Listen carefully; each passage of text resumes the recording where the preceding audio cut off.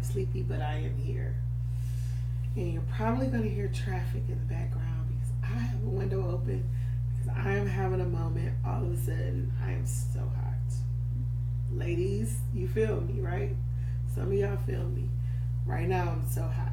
But that's okay. The window's open. If you hear traffic in the background, that is why. You're used to it in the summertime. You don't usually hear traffic in the background during the winter time. But today you will because I am super hot. But we're going to get started in a couple minutes here. Just let me pull up where I'm trying to be. And then we'll get started.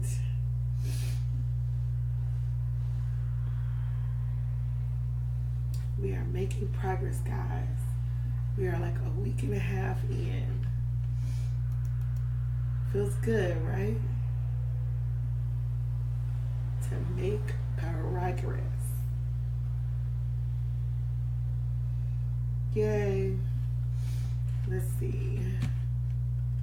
Give me one more second. Flo is there. Hi, Flo.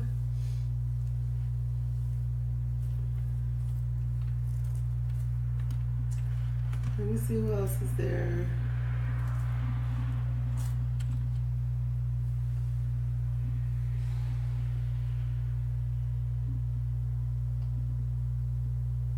Looks like Cliff is there too. Hi, Cliff. So far we have Flo, we have Cliff, yay. I'm going to go ahead and get started, guys. We are reading Genesis chapter 28 through 31. Genesis chapters 28 through 31. There's the traffic. You hear it in the background. Sorry. You shouldn't hear it as bad because I have a mic now, so hopefully that's guarding some of the sound of it, but we'll see. Let's see, we left off in chapter 27, and in 27 we had Jacob tricking his brother and then tricking his father out of his birthright that he didn't even really have to trick for because God had already given it to him, like when he was in his mother's womb. But you know how it is when we try to find our own way to get what God has promised instead of waiting to see God's way. So it ends, the chapter ends with Rebecca, with Esau deciding that he was going to wait for his daddy to die and then kill Jacob. And with Rebecca knowing this, she sends Jacob off to live with her brother Laban. And so chapter 28 opens up with that. It opens up with Isaac being convinced by his wife, Rebecca, that Jacob should go to Laban to find a wife, right? To go to his own hometown. Rebecca makes him think that's the reason why Jacob has to leave, not telling him is because Esau wanted to kill him. That's really why he should leave. And so Jacob leaves Isaac. He leaves his mother. He doesn't know at the time that he's going to be gone 20 years. Neither one of them knew.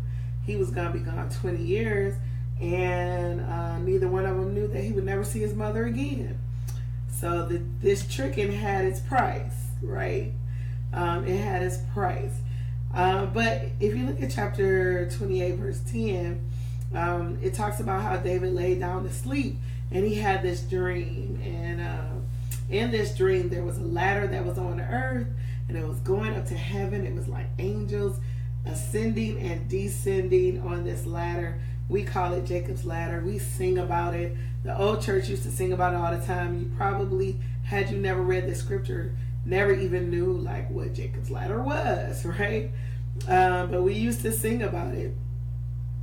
And no, yes, I see you, Flo. I see your comments, but I don't see you specifically. So I can read you guys' comments, but I can't see your faces. So it would be cool if I could see your faces. And there is technology for that, but we're going to take us one step at a time. But yeah, so we used to sing songs about Jacob's ladder. It's like, I am climbing Jacob's ladder, since I lay my burdens down. I am climbing Jacob's ladder since I lay my burdens down. Y'all remember that? If you old school church at all, old school Baptist at all, you sang that song and you sang that verse somewhere, right? But you may have not known what the song was talking about. Like, I remember a kid, like, what ladder was Jacob climbing? And I used to think that Jacob was climbing a ladder because it says, I'm climbing Jacob's ladder. But actually, Jacob had a dream about a ladder. And on the ladder, the angels were coming up and down this ladder. Why we want to climb it is to get to God, right? Because the insinuation was that the ladder went all the way to heaven and that the angels were descending and ascending from heaven to earth. But the point of the ladder was God showing Jacob that I got you, basically. The same blessings and the same covenant that I gave to your grandfather Abraham and to your father Isaac is the same promises and covenant that I'm going to have with you. And look at these angels already going up and down working it out, right? They're already working it out for you. And so he gives him that promise. And when Jacob woke up from his sleep, he realized it was a dream. He actually he renamed the place and called it Bethel, the house of God, right? He changed the whole name of the place and said, I don't care what it's been called before. To us, this shall be known as Bethel, the house of God. And he made a vow with God that day, and this was interesting to me. He made a vow with God that day. If you go with me, right, and make sure I eat and make sure I'm taken care of, make sure no harm comes to me while I am on this journey to my father's, people, then, to my mother's people, really, right? And if you lead me back to my father's house, if you do this for me, God, then I'll serve you. I'll serve you then. And so Jacob is like, sort of sounding like he's giving God an ultimatum. Like, do this for me and then I'll do this for you, right? But if you don't do this for me, then I'm not going to do this for you, right? Remember, his name means trickster. And we'll see in the next chapters tomorrow that we read that he has some struggles that he needs to go through with God that's really going to get him solidified in the faith. But that's the vow that he made. If you take care of me, then when I come back, I'll serve you, right? If you take care of me and you bring me back, if I get all the way back to my daddy's house, then I'll serve you, right? God has different plans. Again, we'll see that tomorrow. In verse 29, we go through this story of Laban and Leah and Rachel, and pretty much what happens in a nutshell is Jacob goes to the city where his family is. He happens to run into Rachel, who is a shepherd, by the way, and the Bible calls her a shepherd in a time when women didn't shepherd. But her father only had 2 daughters, so who was going to do it if she didn't do it, right? But yeah, she was a shepherd coming to water the sheep, and it was something about a big old stone that nobody could roll away until all the sheep got there, because they only wanted to roll it away once. But basically, Jacob saw Rachel and was like, I love that girl. Yes, yes, yes. But then he finds out Rachel is in Laban's household. He goes back to Laban. He tells him everything that has happened in this world. Laban is like, sure, stay with me, no problem, right?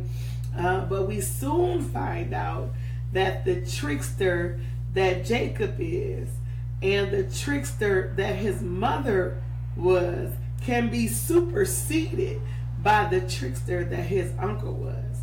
So here the trickster got tricked, right?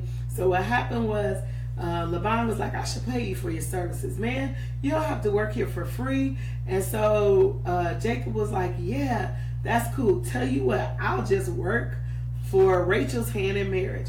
I will work 7 years I'm going to work 7 years hard for you. And after 7 years, just give me Rachel. I love her. Just give me Rachel. Laban says yes, right? Jacob works the 7 years.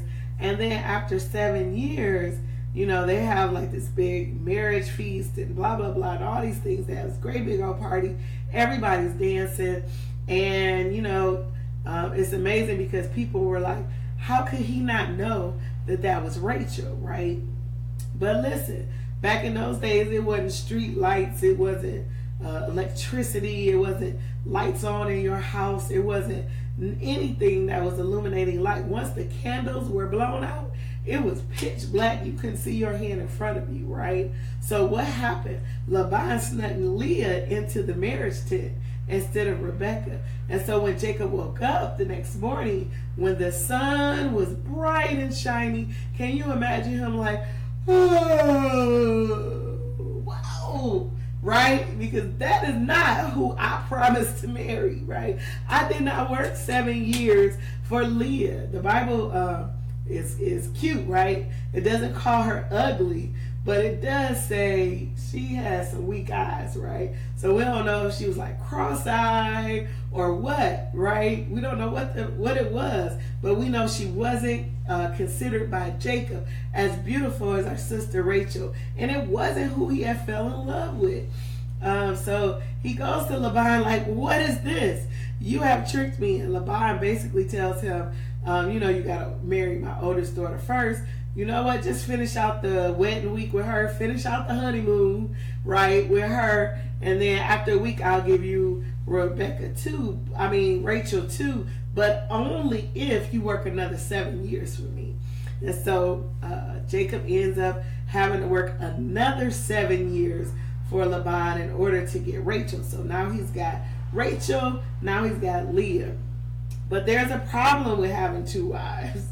There's a reason why God did not ordain this. And if you remember all the way back to Genesis, when we talked about it, it was the 7th generation from Adam that came up with this, ooh, why don't I take two wives things. This was not God ordained. And so the wives got to fighting, right? It was obvious that Jacob loved Rachel more, even to God. So because Jacob loved Rachel more, he gave Leah children and didn't give Rachel children because he knew she was going to be loved with or without children. The idea was he would at least have to stay connected to Leah in some ways because he had children by her. So Leah begins to have children. She has Reuben, which means behold, the son. So it's like she's saying, look, I got a son, y'all. Look, I got a son. Thinking that her husband's going to pay attention to her, and he don't pay no more attention to her. Then she has another son, and she calls him heard, right? Like, God has heard my cry. So now she's thinking that surely Jacob's going to pay attention to me now. Nope, still all involved with Rachel. And then she has a third son. She names the third son Levi, which means joined or attached. So she's like, surely this baby is going to help attach me or join me to my husband, but it doesn't, right? And then finally she has a fourth one that she calls Judah. And I love the way this says, this time I will praise the Lord. So she named him Judah. Then she stopped having children, right? And so that last one, she was like, you know what? I'm just going to praise God. Whatever happened, I'm just going to praise God, right? But then when Rachel saw that Leah just popped out 4 kids like that, she was like, Lord, help me. But then she went to her husband like, give me children or I'm going to die. And Jacob's like, am I God? Can I give you children? I can't do that. What you coming to me asking for children for? So then she decides, to do something that was done 2 generations prior to her. She's going to give her handmaiden to her husband to sleep with, right? So he sleeps with her handmaiden, and her handmaiden bears 2 sons, Dan and Naphtali, right? And then after that, Leah hears that, Rachel has 2 sons through her handmaiden, and she's like, what a novel idea. I can have 2 sons through my handmaiden too, right? So then she goes to her handmaiden and gives her handmaiden to well, actually, that's not true. I'm sorry. She goes to, before that, she goes and, no, I'm in the right order. I'm sorry. She gives her handmaiden, and her handmaiden has 2 children. I'm telling you, it's a lot of children. You can get mixed up. And so her handmaiden was Zilpah, and Zilpah has Gad and Asher. So are you keeping up?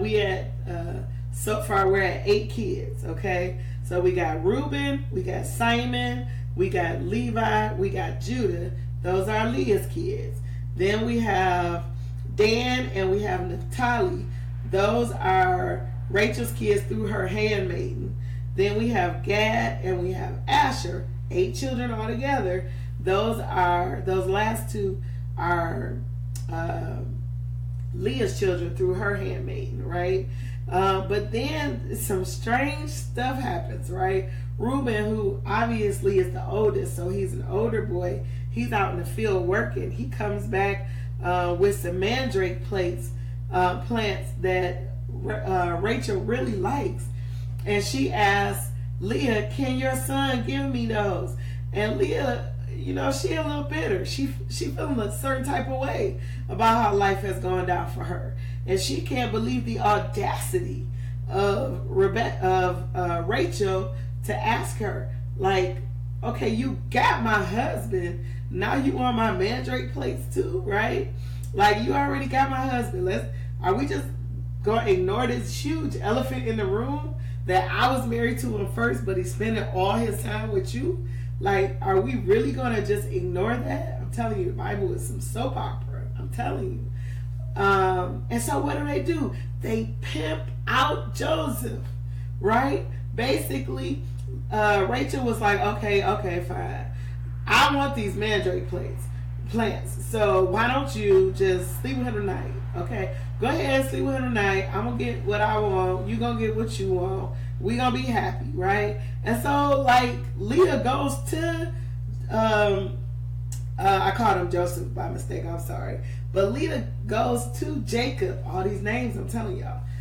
Leah goes to Jacob and basically says, listen, you have to sleep with me because I paid for you, right? I paid for you with mandrake plants. I already paid for your time. I mean, they pimped out Joseph. They really did. And you would think he would be like, what are y'all doing? This is not how this works. No, he went and slept with Leah. And so in sleeping with her, did it more than once because she bore 2 more children. And the 2 more children she bore was Issachar and Zebulun. And then it says sometime later, she bore him Dinah, a girl, right? So here we have so far 10 sons, 6 of which belong to Leah, 2 of which belong to Leah's handmaiden, 2 of which belongs to Rachel's handmaiden. We're at 10 sons and a daughter, Dinah, that was born to Leah as well. Finally, it says in verse 22, it says, then God remembered Rachel. God remembered Rachel. He listened to her and enabled her to conceive. And so she has 2 sons. Her first son is named Joseph, which means Jehovah has added. Joseph, it means Jehovah has added. And then we don't get to it in this part, but she will have another son, but I will keep that for when we actually get to it. So in this chapter, we're left with 11 sons, 6 by Leah, 2 by Leah's handmaiden, which makes 8, 2 by Rachel's handmaiden, which makes 10, and then 1 by Rachel herself, Joseph, and then 1 daughter. So 12 children so far, 11 boys and 1 girl. If you continue to go, now, Jacob is kind of getting tired of Laban. He's like, listen, I've been with you a long time. I worked 14 years for these girls. I need to know what, are you going to give me? I need to leave. I need to go. Just let me go, right? And so Laban is like, no. Basically, he says, I have noticed that since you have been here, I have been blessed. and I don't want to let you go. I thought this was awesome point, right? Because sometimes that's what happens to us. We're out in the world and we have people that are holding on to us for dear life. They don't want to let us go because they know the only reason why they are blessed is because they are with us. Some of your employers are like that. They don't want to let you go. They don't want to let you go because they know that the only reason why the whole company is blessed is because you are there, right? You have to be careful when people are trying to keep you only so they can be blessed. They don't have your best self-interest at heart. They're trying to do whatever to keep you, right? They don't want you to discover who you are without them, right? So they may make it seem like you are there because of them. So Laban has been holding on to this time because he's not stupid. He like, look, ever since you've been here, my flocks have been blessed. My crops have been blessed. Everything is blessed, right? Why would I let you go? So Jacob was like, look, I got to go make a life for my own. I got 2 wives and 11 kids right now. 12 kids with the daughter. 2 wives and 12 kids. I mean, 4 wives technically, right? And 12 kids.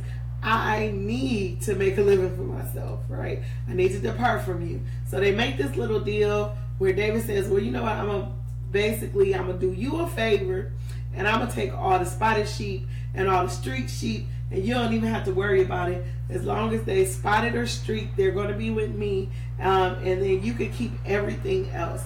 The problem with that, and if you fast forward, you will see it sounds like a trick at first, right? Like here we go again, David playing trickster. But if you fast forward in this chapter all the way to chapter 31, actually, verse 10, he tells how it really happened. He says, in breeding season, I once had a dream in which I looked up and saw that the male goats mating with the flocks were streaked, speckled, or spotted.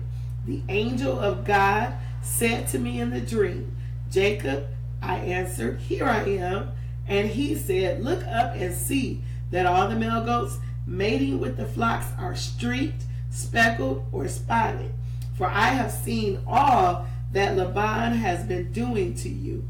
I am the God of Bethel, where you anointed the pillar and where you made a vow to me. Now leave this land at once and go back to your native land. And so here God is saying, look, I seen how he been treating you.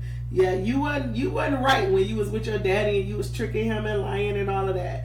But I see how Laban is treating you, right? And because of that, God gave him the plan. So it may seem like when we read it in chapter 30 that Jacob came up with his own plan. Like, ooh, this speckled sheep, streaked sheep thing, right? But it wasn't his plan. God gave it to him in a dream. God told him exactly what to do in order to get all the riches from Laban. And what happened was Laban actually, all of the strong sheep, the way the Lord orchestrated it, were speckled, were spotted, were streaked. And then Laban was left with the sheep that looked good, but they were really weak, right?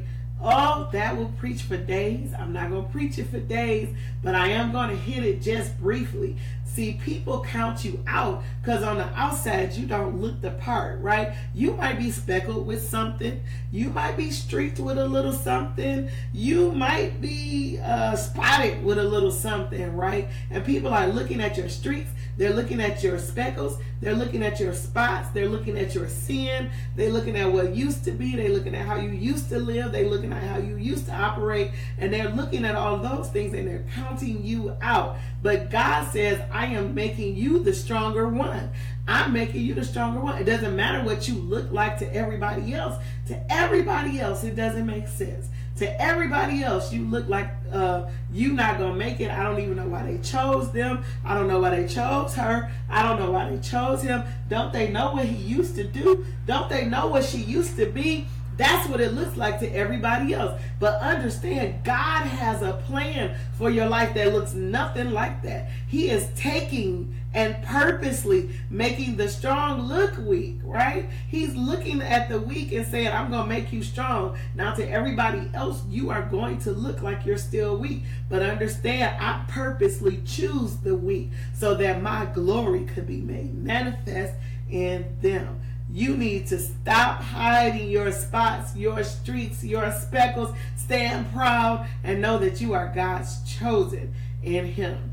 So, the Lord is good. So Jacob, he starts noticing that Laban, and this will happen to you too, he starts noticing that Laban starts treating him a little differently. You know, he's starting to feel a certain type of way about how many flocks you actually got. I don't care what they look like now. You got all my flocks. You've got all my riches. And so he starts noticing that not only does Laban look different at him, but Laban's sons look different, right? And so he's like, okay, what to do? Well, he decides, well, I'm going to run. I'm going to take my wives. We're going to go. And so he runs. Now, for some reason, Rachel had this thing where she wanted to steal some gold idol that her father prayed to. She wanted to steal it and take him with her. So she stole the idol. It became this great big thing when Laban caught up with them in 7 days. He's looking for this idol. Now it's funny because he caught up with Jacob to do him harm. But listen to what it says in chapter 31 verse 29. He says, I have the power to harm you, but last night the God of your father said to me, be careful not to say anything to Jacob, either good or bad. So Laban is like, I got full power to harm you, but your God won't let me, right? Your God won't let me harm you. That's how God is doing the enemies. The ones that, you think you trying to figure out what to do about them, they seem like they're getting the best of you. God is saying, don't worry, I got your enemies handled, right? Laban said, I got the power to harm you. Everything I need to harm you is in me, right? But your God won't let me. Same thing, right? That Job and Satan could only go so far with Job, right? Because the enemy needs permission in order to do anything to you. And when your life should change once you see that, once you know that. The enemy needs permission to do anything to you. That means if it's being allowed, you can take it. That means if it's being allowed, you can make it. That means if it's being allowed, God is trusting you to go through, right? Laban wanted to hurt him, but couldn't because God wouldn't let him. Ultimately, he did not find the gold idol he was looking for because his daughter Rachel, who's also a trickster, we are finding out, actually pretended like she was on her period and sort of sat on it so he wouldn't ask her to get up. So in the end, they sort of made this treaty. You know what? I didn't find what I was looking for, but I still don't trust you. So can we just make a treaty that, may the Lord watch between me and you while we are absent one from another. Now we use that as a doxology in church. It was when I was growing up, the doxology that was said almost every Sunday. May the Lord watch between me and you while we're absent one from another. But really, this wasn't a happy thing. This was, look, may the Lord watch so that you don't mess with me and I don't mess with you, right? That's what it was really about. And so we have to be careful how we just take on things that we see in the Bible and make it ritual, because that's not necessarily the ritual that we should be following. So that is all of those chapters. As you can see, I am sweating. I told you I'm having a moment. I'm trying to get used to these moments, but I'm definitely having a moment. I see my husband came on. Hi, sweetheart. Good to see you out here. We have traveled through chapters 28 through 31 tonight. Tomorrow we're going to pick up with chapter 32. Jacob is going to meet Esau for the first time in 20 years. And remember, the last time he saw Esau, Esau wanted him dead. He was just waiting on daddy to die so I can kill you, right? So we're going to see how that goes. 20 years later, is Esau still mad? Is Jacob, still a trickster? What's going on? We're going to read a lot tomorrow. It's going to be really interesting. So make sure you do your reading. Remember, don't just come out here and listen to me, but read for yourself. Until next time, everyone, I love you guys and be blessed.